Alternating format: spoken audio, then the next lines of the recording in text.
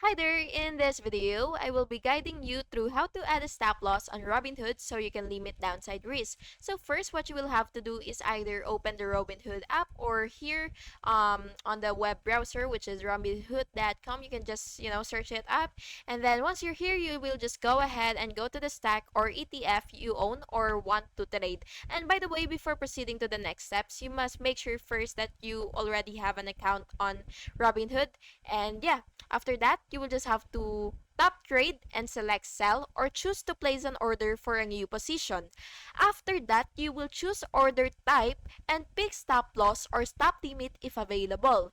If the app only supports conditional orders, select the closest option and set your stop price.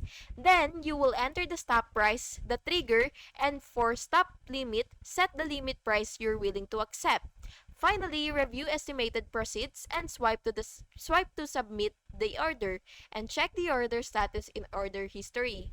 And that's basically it. And by the way, quick tip, choose conservative stops and avoid placing them too close to current market price to reduce false triggers. And that's it. Thank you for watching, and I really hope that this video was helpful for you. And if it was, please make sure to like and subscribe for more videos like this. Thank you and have a good day.